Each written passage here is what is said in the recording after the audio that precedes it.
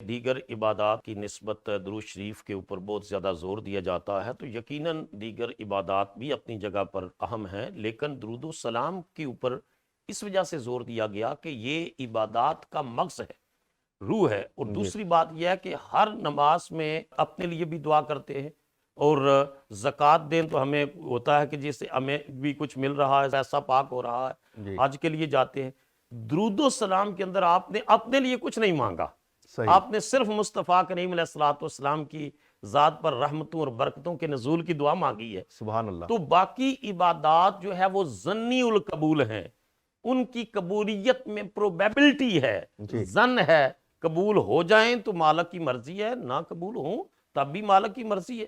درود و سلام قطعی القبول ہے، واہ، اس میں جو ہے وہ ظن نہیں ہے، یقینی ہے کہ لازمی اللہ تعالیٰ اس عبادت کو قبول کرے گا، کیونکہ اس میں اپنے لیے کچھ نہیں مانگا، جو مانگا محبوب کے لیے مانگا، سبحان جو اللہ۔ مانگا رسول اللہ کی بارگاہ میں مانگا۔ تو اس وجہ سے کر کے اس کو پھر ایک اور فرق یہ ہے کہ باقی کچھ جو عبادات ہیں وہ مقید بالوقت ہیں، مثلا نماز آپ نے وقت کے اوپر پڑھنی ہے، جو ہی ٹائم نکلا آپ کی نماز فوت ہو گئی، نماز قضا ہو گئی۔ جی لیکن درود و سلام کو اللہ پاک نے وقت کی قید سے جو ہے مستثنا رکھا ہے۔ واہ، کوئی دن کو پڑھتا ہے اللہ تب بھی قبول کرتا ہے، کوئی دوپہر کو پڑھتا ہے اللہ قبول کرتا ہے، کوئی رات کو پڑھتا ہے اللہ قبول کرتا ہے۔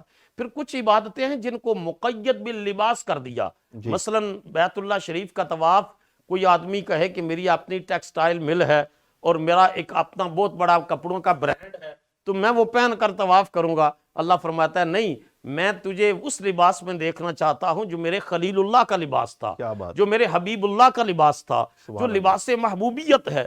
تو ایک مخصوص اسپیسیفک یونیفارم کے ساتھ جو ہے وہ حج اور عمرے کو مختص کر دیا، آپ نے اسی یونیفارم میں، اسی احرام کی حالت میں وہ پرفارم کرنا ہے۔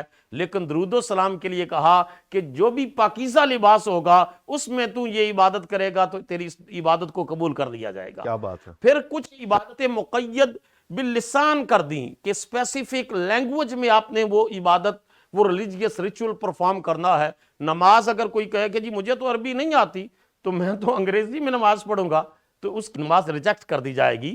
کوئی کہے جی مجھے تو میں فلان لینگویج میں ڈچ زبان میں نماز پڑھوں گا، نہیں قبول ہوگی۔ درود و سلام ایسی عبادت ہے، فرمایا تو عربی میں پڑھے گا تب بھی قبول ہے، تو انگریزی میں پیس بی اپان ہم کہے گا تب بھی قبول ہے، تو پنجابی میں زیراں زبراں پیشاں سب شان نبی وچ آئیاں تو پنجابی میں کہے گا تب بھی قبول ہے۔ تو سبحان اللہ۔ جس زبان میں اگر بصیری کا لہجہ ادھار مانگے گا تو کہے گا مولا یصلی وسلم دائماً سبحان ابدا اللہ، سبحان علی اللہ۔ حبیب کا خیر الخلق کلہم، تو اس کو بھی قبول ہے۔ تو تمام چیزوں پر قیود رکھیں، لیمیٹیشنز رکھیں، کنڈیشنز رکھیں، لیکن درود و سلام کے لیے فرمایا کہ جس انداز سے بھی پاکیزہ انداز سے تو یہ عبادت کرے گا تو تیری عبادت کو قبول کر لیا جائے گا۔